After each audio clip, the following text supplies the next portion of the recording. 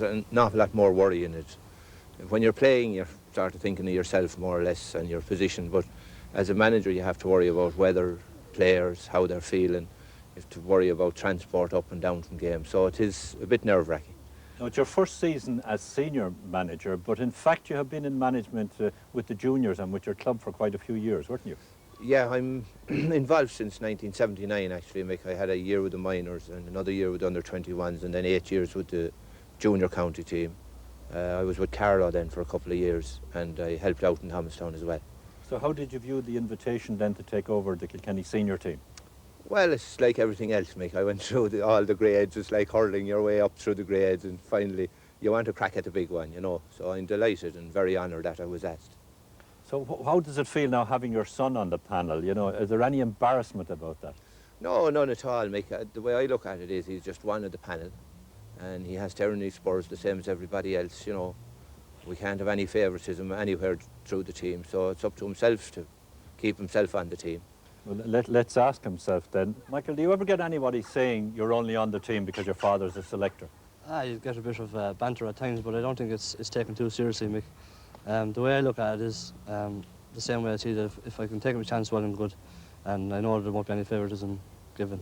But you probably don't hear it when the crowd shout down these things to you at the big matches anyhow, do you? Well, you wouldn't hear that matches anyway, because when the match starts, you're just concentrating on your own game, and nothing else comes into it. If it does, you're in trouble, you know. You haven't exclusively been a goalkeeper, because there were times when you played out in the forwards. Yeah, 1 or 2 years I played outfield. I was working in Thomastown, I played outfield, and I kind of made a good impression. I got a run in the senior team for a while, but it didn't last too long. Was it always your ambition then to follow in his footsteps? Well, goalkeeper was always my favourite position, and I suppose, you know, after going to matches, looking at him and following him in that it would have been my ambition, yes. Box, trying to work it out, comes to Joe Hayes in a good position, sending it in, and Michael Walsh, good save by Walsh. Reminiscent of his father, Ollie Walsh. Tipperary into the attack, Michael Walsh gathering it, but losing out.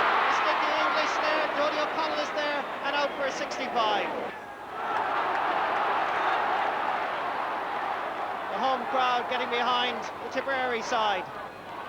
6 minutes left in the match, and 6 points between the sides. His favourite position? I don't really know, Mick. It's just that I suppose it's just something that's in the family, and that's what happened, you know.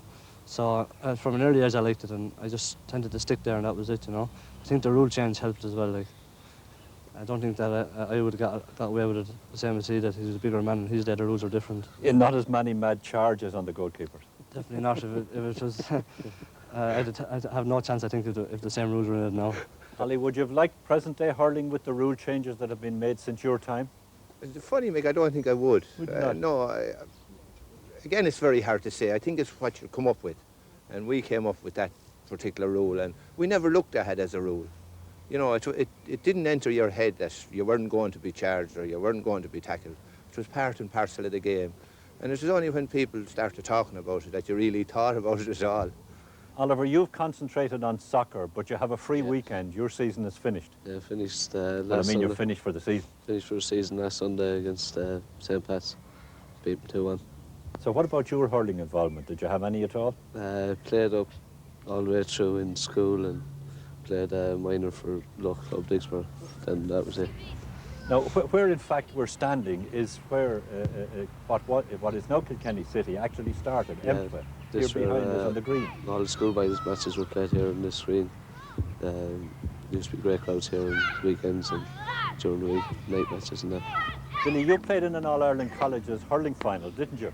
Yeah, we won the All-Ireland in 81 against that Ron Street down in Waterford. It's the first time, the only time CVS won the All-Ireland title, you know.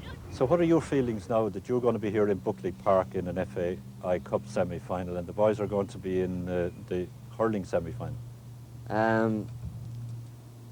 It's a great honour to play in the FAI Cup semi-final, you know, particularly for Kilkenny City.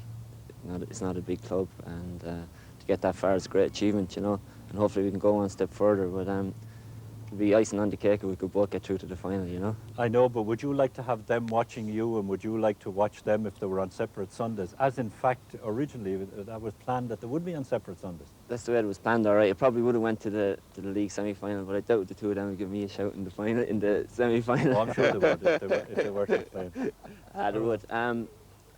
It would have been nice to go to the league semi-final, you know, but it's just the way that the fixtures committee fixed it up, you know. And now, in fact, even if the two of you qualify, the finals would be clashing. Yeah, that'd be unbelievable, wouldn't it? Yeah, well, Wexford and Shamrock Rovers would have something to say about that, I suppose. Definitely, yeah. But hopefully, you know, as I said, it would be the icing on the cake if we could both make the final, you know. So how did the two of you, you and Oliver, I mean, how did and Michael, how did the ways diverge that you go your separate ways at some stage of your lives? Well, I think Michael was always a hurler, you know, more so than myself and Oliver. We really only hurled underage, you know. But Michael's been thereabouts from the start, minor, under 21, junior, and now senior. Ollie, unfortunately the clash is going to split up the Kilkenny support, isn't it? It is unfortunate. It was a pity that the two games weren't able to go ahead as scheduled first. But, you know, that's the look of the draw. And when you're involved in sport, no matter what it is, even if it's Gaelic football and hurling, you have someday there's going to be a clash. And unfortunately, that happens to be next Sunday. What about Wexford now? I mean, they're your greatest rivals, I suppose, of all, certainly in Leinster. Oh, they are, yeah. Wexford and Kilkenny go back a long way, Mick. I myself have great memories of playing against the great Wexford teams down along. And it is always a great game. You know, you can always count on a great game between Kilkenny and Wexford. And I don't see any different next Sunday. I'd say it'll be nip and tuck, and whoever gets over it, then the best of luck to him after that. You were a little bit inconsistent throughout the league. You are the league champions, but you had sort of mixed fortunes. We were very inconsistent, Mick. We blew hot and cold all the time, along with the weather, I suppose. But we're in this throes of team building, really. And with that sort of a situation, you're going to get that. You know, lads are not settled in. They don't really know one another's play. And so that doesn't help. So we're hoping now that we've maybe settled a good few positions anyway. Michael, I suppose the match you were most impressive in was the victory over Tipperary. Was that an enjoyable game? It was, Mick. 2 weeks before that, we played Waterford and we were beaten and severely criticised here for it. So I guess Tip, we had to win or we were gone. And the difference in the team that day was unbelievable. I think even before it started the match in the dressing room, you could sense the difference. And it certainly proved so on the day. Like, I think the older fellas like John Henderson and Christy Heffernan were big boosts to the team that day, and they really got everyone going. And everyone just played out of the spin that day. Breaks inside to John Power. Conal Bonner right beside him. Power very prominent in centre half forward, and he's got the accuracy. Good calling by Conal Bonner, but he lost it to Liam Fennelly. A little bit of help needed. Decides to drive one in towards Christy Heffernan. Bobby Ryan is there. Eamon Morrissey coming in to challenge. Falling inside is Adrian Ronan. This is Eamon Morrissey to finish it. Yes! The icing on the cake. Well, because of Kilkenny's hurling tradition, a lot is expected of hurling teams, but there's not the same pressure on the soccer side. Not nearly the same pressure, you know. It's only been in the League of Ireland since 1985, you know. So it hasn't really built up a tradition even, you know. So there's no pressure at all on us. So that makes it a little easier for you now going out in such an important game on Sunday. Oh, much easier. I mean, Shamrock Rovers are going to be hot favourites, you know. And rightly so, they're the Premier Division team and the tradition that they have down through the years, whereas, as I said, we have none, so there's no pressure on us at all. 2 for best already, and another. It was very unfair to say that because, I mean, you know, an All-Ireland is an All-Ireland, whether it's minor, junior, under 21, camogie or any others, and it takes a lot of winning. You don't win an All-Ireland in whatever grade you're playing in unless you have great dedication and very hard work. And so, you know, okay, the senior one is the one to win. We all know that. If you win the senior one, you know, as a guy said to me in the hotel at the presentation and all the cups were over in the corner, we'd give them all away for the big one. And I said, you might, but I wouldn't, you know, because I was involved with the junior. But it is, the senior one is the one to win, Mick, in whatever county you come from.